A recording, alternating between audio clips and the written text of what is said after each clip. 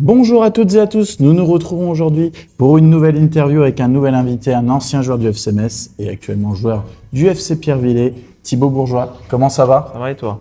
Ça En va. forme, hein. Tu es en forme? Ça va, oui. Miguel, je suis ravi d'être avec toi aujourd'hui et je vais te poser quelques questions qui vont retracer ta carrière.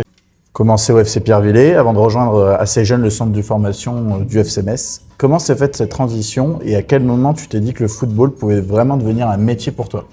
En fait, moi j'ai commencé à Pierreville, j'avais 5 ans en débutant. Et au bout de 2 ans, il y avait déjà Metz qui voulait que je vienne en débutant. Et moi j'ai pas été tout de suite. Je voulais rester dans mon club avec les copains de l'école. Et ça s'est fait à l'âge de Benjamin, à l'âge de 10 ans, ça, je crois à peu près. Parce que le président du FC Pierrevillers est aussi dirigeant au FC Metz. Il m'a emmené faire quelques petits entraînements pour me montrer un peu comment ça a changé de Pierrevillers. Et c'est là qu'après j'ai fait le pas et que j'ai commencé à rentrer au FC Metz. D'accord, c'était qui ce dirigeant? Jean Bec. Jean Bec, ok. Et là, actuellement, il est encore au club du Je sais FC pas, Pierrevillers? c'est qui. Oh, Pierrevillers, oui, c'est le président, ouais, c'est toujours Ok, le président. Ouais. président. Ok, et il avait quoi comme rôle au FC Au Metz? FC Metz, il était dirigeant avec la CFA, il accompagnait les matchs. Ok. Les entraîneurs, il prenait les maillots, les ballons. Et du coup, il t'a amené aux premiers Premier entraînement entraînements. avec mon père aussi, on a été tous les trois. Après, j'ai essayé. Et après, j'ai vu que ça changeait totalement de Pierrevillers, quoi. Ouais, c'était quoi le ressenti que tu avais? Ça t'a pas manqué un peu de jouer avec tes copains de Pierrevillers au début? Au début, si, mais après, de toute façon, au bout de quelques semaines, les copains, il y en avait aussi au FC Metz, dont Romain Métanire, qu'après, on a fait toutes les catégories ensemble. Donc, je suis resté là et c'était bien. D'accord. Et tes premiers entraîneurs FC Metz, c'était qui? C'était Jean-Pierre Goujard, que j'ai eu en tout premier. Et ensuite, j'ai eu lui de 10 ans jusqu'à 12 ans. Et après, je suis passé en 12 ans avec Denis Schaeffer. Et après Olivier Perrin, 14 ans jusqu'à 18 ans. Ok, d'accord. Ensuite, tu marques au FC Metz, on se rappelle, des buts d'anthologie, notamment. Du coup, j'en ai pris 3. Il y avait Caen, il y avait Laval et encore le Paris FC, dont le FC Metz d'ailleurs a retransmis il n'y a pas longtemps c'est la vidéo de ce but. Parle-nous un petit peu de ces buts. Quel est ton préféré aussi? Sur les 3 là, mon préféré, c'est celui de Caen. Parce qu'en plus, on va là-bas, on joue encore la montée sur le match là. Eux, ils doivent fêter le titre. Et sur une longue passe, je crois que c'était Julien Cardi qui met un long ballon. Au début, j'hésite, je pense que je vais contrôler. Et puis au dernier moment, je tente la volée, puis ça rentre. Et je pense que c'est mon préféré, celui-là. Le match là, vous étiez imposé 2-0. 2-0, oui, c'est ça. Avec but de Romain Rocky aussi qui avait marqué. Et à la fin de la saison, vous étiez monté ou pas? Non, c'était laquelle saison? C'était celle avec Arles-Avignon ou celle avec Boulogne-sur-Mer? On a perdu ici après, je crois que c'était contre Arles, je crois. Ouais.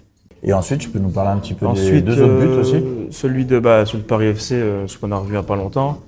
C'est pareil, c'est un ballon qui ressort, je la repousse un peu de la tête. À l'instinct, en fait, je frappe et elle part bien, elle lobe le gardien. Donc, c'était aussi un très beau but. Et celui de Laval.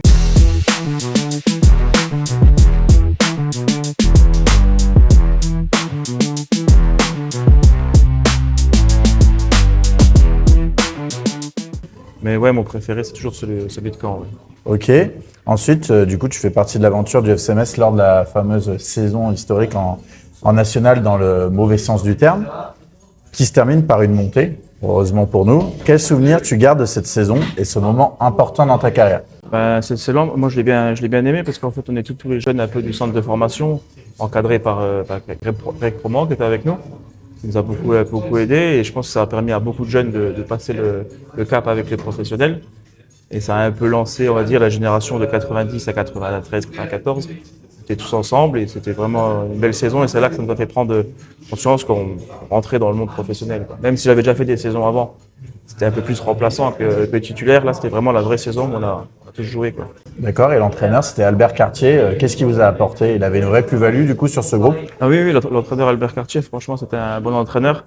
Il a su mélanger, comme j'ai dit, les jeunes avec les plus anciens et vraiment nous apporter l'expérience de centre de formation et passer au niveau professionnel. D'accord. Ensuite, du coup, vous faites la deuxième saison. Après, en Ligue 2, vous montez à nouveau en Ligue 1. Après la Ligue 1, du coup, tu n'es pas conservé, il me semble. Ouais, tu es prêté. Ouais.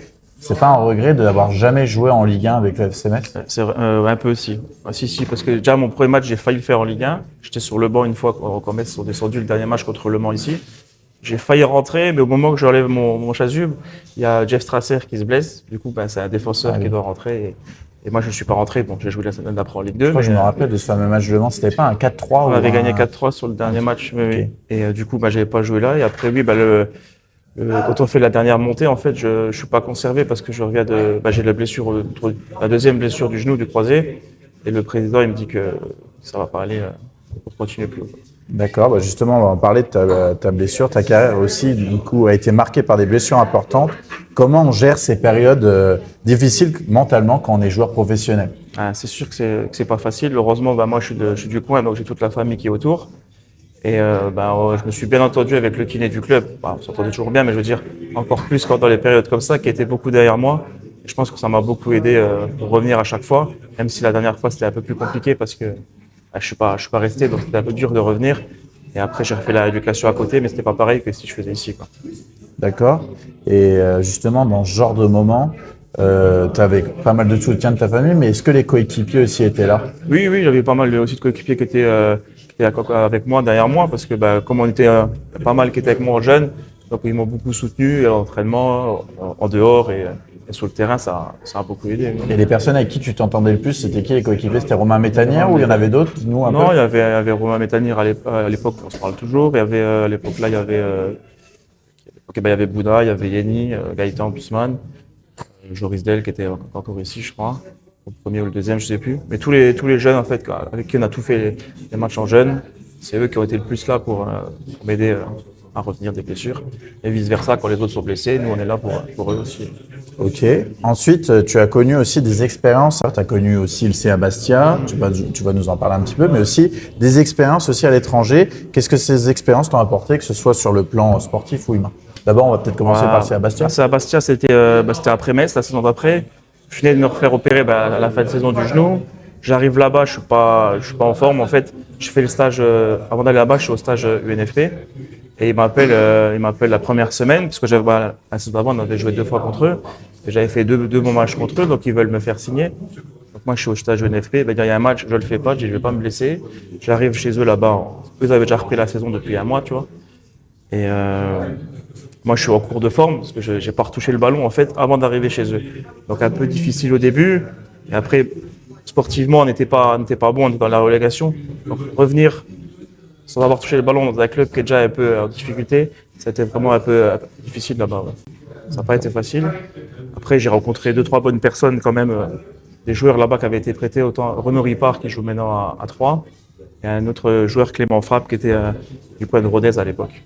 Ok, et ensuite sur des expériences à l'étranger? Après, oui, je suis parti à Arlon une petite saison, c'était histoire de se remettre en forme et vraiment reprendre du plaisir à jouer au foot. Et après, au Luxembourg, j'ai fait un club, Kergeng. Et là, franchement, j'ai retrouvé un grand plaisir à rejouer au foot en BGL League. Et c'était un club, en fait, comme un peu le FCMS, club familial. Pas un grand club comme Kieferdon ou Judelange. Mais il y avait l'esprit familial et c'est ça que j'ai bien aimé aussi pour une fin de carrière, on va dire, là-bas. Ok, si tu devais comparer le niveau un peu de la BGL avec un championnat en France, ça serait plus niveau quoi? Là, je dirais maintenant, ils sont à peu près en N3. Peut-être les bonnes équipes, les hauts tableaux, ça doit être N3. Après, ça doit être R1. Et comme je dis, ça dépend. Il y a une grande différence des fois entre les 4-5 premiers et les 5-6 derniers. Quoi. Et au moment où toi tu y jouais, c'était plutôt aussi c'était plutôt, je dirais R3, je dirais R3, ah, c'était plus bas. C'était plus bas, non, c'était plus bas. Oui. Okay. Le niveau, il a augmenté sur les dernières années, en fait, au Luxembourg. D'accord, ok. Ensuite, aujourd'hui, du coup, tu es revenu au FC Pierre-Villiers, ton club de toujours. Qu'est-ce que ça représente pour toi de revenir là où tout a commencé et de partager ton expérience du club? Au final, tu as bouclé la boucle, comme on dit. C'est ça, voilà. C'était bien parce qu'en plus, quand je suis revenu, j'ai joué 6 mois en vétéran.